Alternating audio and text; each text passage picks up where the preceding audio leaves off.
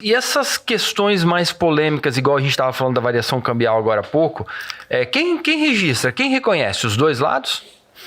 Bom, boa pergunta. Gerencialmente? Né? Gerencialmente, os dois lados tem que haver esse registro. Por quê? Na modalidade de importação por conta e ordem, né, onde o câmbio é registrado na empresa adquirente, ela tem que ter, quando ela fizer o desembolso do pagamento ao exportador, vai haver uma saída de recurso do banco dela e consequentemente, vai ter um registro contábil daquela variação cambial. Então, é necessário que haja aquele registro contábil. E aquele registro contábil é onde vai ocorrer todas as despesas que eu tenho até a emissão da nota fiscal de entrada, tá? Lá na contabilidade, lá no grupo de estoques, tem que ter aquela continha chamada importações em trânsito, algumas empresas chamam de importação em andamento, onde essas variações cambiais vão ser registradas, porque essa conta de importação em andamento ou importação em trânsito, como o próprio nome diz, né? Elas são contas transitórias, ou seja, elas são contas que elas zeram com a emissão da nota fiscal de entrada ou com a emissão, ou com o recebimento da nota de remessa na conta e ordem, né, de transmissão de posse e propriedade da mercadoria da trade para o adquirente. E na importação por encomenda, como é uma compra e venda, você vai registrar tão somente a nota. Na trade. Na trade, isso. E quem tá. Exatamente, na trade. Então, eu tenho dois lançamentos. Eu tenho um lançamento na conta e ordem que fechou o câmbio, na operação por conta e ordem, e a trade nessa operação por conta e ordem lança também? Apura isso? Não. Ok. Assim, na importação por conta e ordem, a trade, como responsabilidade do fechamento de câmbio é do adquirente da mercadoria, o que vai acontecer? Ele vai comunicar a trade, fechei o câmbio.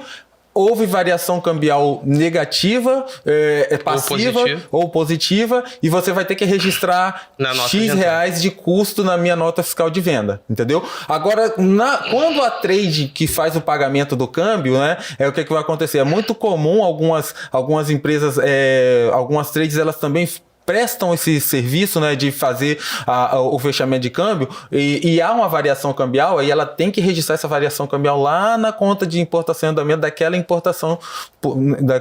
Ela nunca pode ter uma confusão e deixar de registrar naquela conta e registrar no resultado dela, por exemplo.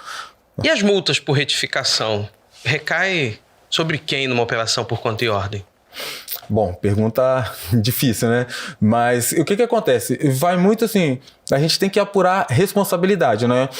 Quando eu contrato uma empresa para fazer uma importação e ela está responsável pela gestão da importação, né?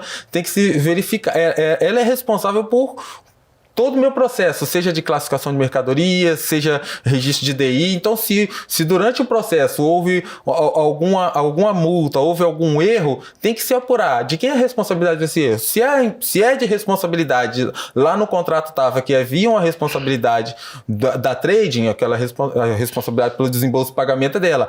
Agora, se há no contrato uma responsabilidade onde o adquirente cometeu um erro, seja de reclassificação ou alguma coisa assim, aquela responsabilidade é dele. 99% dos contratos que eu já li, essa é uma cláusula bem específica de que a responsabilidade pela classificação é do adquirente.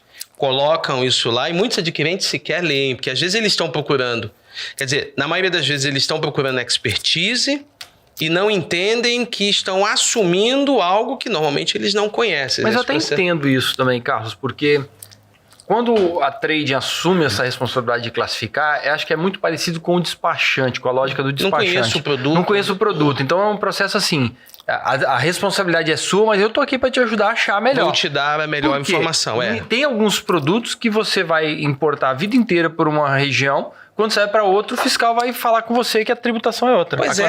Pois tem uma margem interpretativa muito grande. A piada do século é o Crocs, né? Se é uma sandália ou se é um calçado, virou algo... Sério? Virou algo que a mesma empresa teve um problema e foi lá e mudou, e depois uma nova fiscalização e foi lá e disse que não era aquilo e multou de novo porque a primeira estava certa.